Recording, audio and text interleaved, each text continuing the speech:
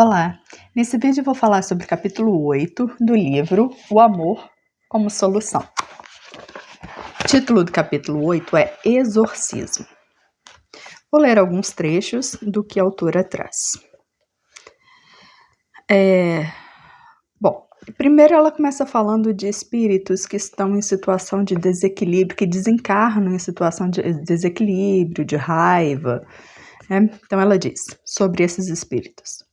Constatando a continuação da vida após o fenômeno da morte biológica, esses seres em aturdimento com maior frequência do que se pode imaginar, investem furibundos contra aqueles que os teriam prejudicado de qualquer maneira nesta ou em existências anteriores, tentando fazer justiça com as próprias mãos mediante esforços lamentáveis.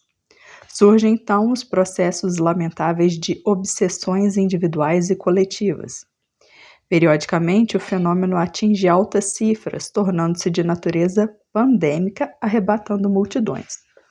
Bom, então ela vem falando aqui da situação da obsessão. O que acontece? Os espíritos desencarnam e eles se aproveitam da situação de desencarnados para prejudicar aqueles espíritos que ainda estão encarnados.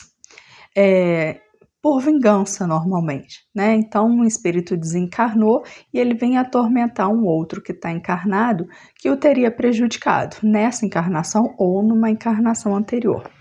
É isso que dá nome ao processo de obsessão, que pode ser individual ou pode ser coletivo, pode ser também um grupo. E ela diz que, né, isso periodicamente acontece.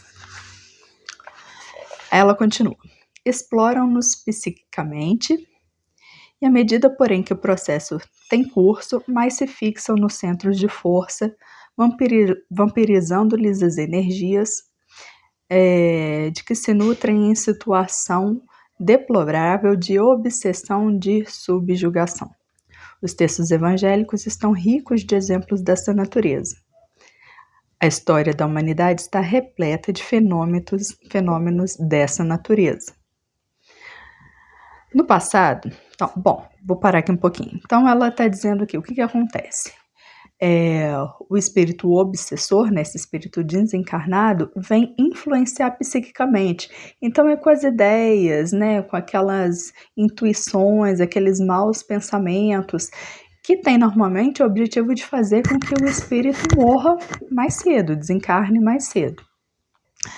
E ela fala que em situações mais graves dessas obsessões, isso pode chegar a casos de subjugação, quando o espírito encarnado, ele acaba agindo mesmo por influência do obsessor, como se fosse quase comandado pelo obsessor. Ela diz, né, que isso tem várias situações desse tipo nos evangelhos, né, que Jesus, né, se deparou, e ainda fenômenos desse tipo na história da humanidade. Ela diz: no passado, a ignorância religiosa tentou resolver a problemática utilizando-se da superstição e da ignorância. Muitos doentes mentais foram arrolados como endemoniados, atirados às chamas em nome da fé religiosa. Então, esses casos de obsessão, no passado, né, a gente sabe que na história medieval principalmente, as pessoas que tinham esses transtornos mentais eram consideradas endemoniadas e muitas vezes foram mortas na fogueira em razão disso. E ela diz, ainda hoje repontam essas heranças mórbidas através das práticas exorcistas. As técnicas supostamente poderosas produzem-lhes zombaria quando lhes são impostas. Então, ela vem dizendo que ainda hoje as pessoas tratam nessas situações de obsessão de forma errada, né, com o exorcismo.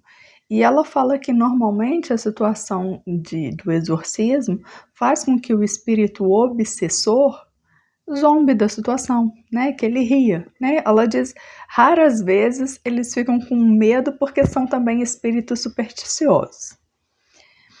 Em se tratando a obsessão de enfermidade da alma, o recurso próprio será o de apresentar receita de saúde moral e emocional, mediante o contributo do amor e da vera fraternidade. Esses impenitentes aceitam o diálogo, ouvindo e debatendo em torno das razões geradoras do processo obsessivo e dos mecanismos da justiça divina. A psicoterapia da bondade consegue sensibilizá-los. Descobrindo-se como seres que também se equivocam e que merecem oportunidade para a recuperação, libertam aqueles que haviam algemado, concedendo-lhes o perdão e seguindo rumo à própria felicidade. Em ocasiões especiais, volvem ao proscênio terrestre mediante a reencarnação como filhos dos inimigos. O mecanismo do amor liberta a vítima e o algoz. Bom, então ela está dizendo aqui que, como é que a prática do espiritismo trata as obsessões, como deve ser tratada. Tratada porque essas pessoas que estão obsidiadas são consideradas doentes. Então ela fala através da prática do amor, da fraternidade. O que acontece dentro dos centros espíritas, no caso das obsessões? Um médium é aquela pessoa que consegue ter o contato com o espírito desencarnado, conversa com esse obsessor. É uma conversa, e tenta entender por que ele está obsidiando aquele encarnado. Normalmente são casos de vingança, e aí nessa conversa, o médium ele vai doutrinar o obsessor, doutrinar no sentido de explicar para ele como acontece as situações de reencarnação.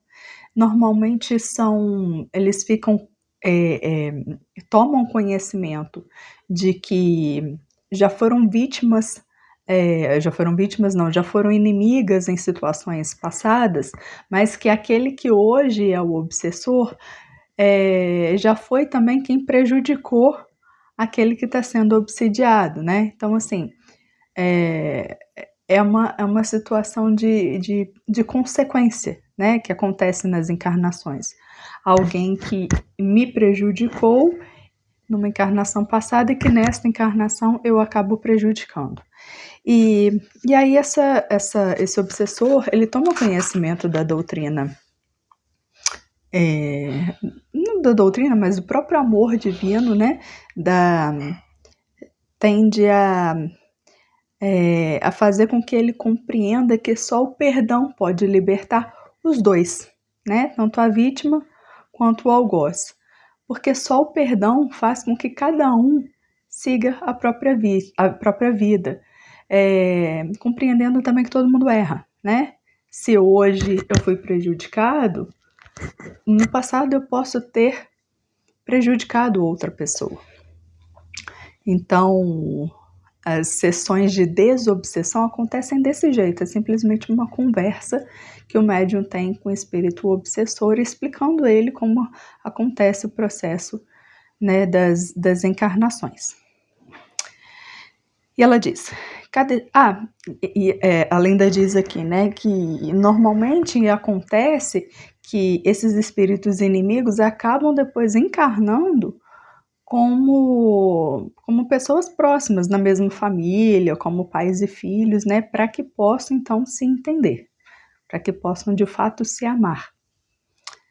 Bom, e ela diz, cada espírito é autor do próprio destino, que decorre dos atos que pratique durante a sua vilegiatura carnal.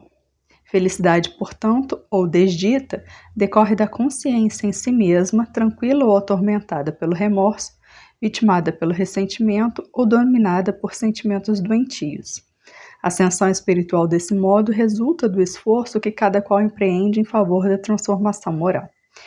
Então, por fim, o que ela vem dizendo é que cada um é autor da própria vida, Então, eu sofro as consequências dos meus atos, Se não sofro nessa encarnação, eu sofrerei nas próximas. E da mesma forma, a felicidade ou a tristeza é uma questão de escolha, porque vai ser também consequência dos nossos atos. Então, se eu tenho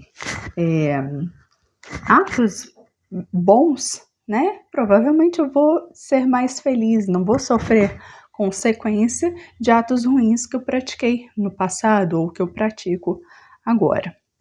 E ela diz, né, que a ascensão espiritual, então, depende do esforço de cada um no sentido de buscar a sua própria transformação moral. Bom, este é o capítulo de hoje, né? Se ele tiver sido útil para você, peço que você compartilhe, pois talvez ele ajude mais alguém. Obrigada.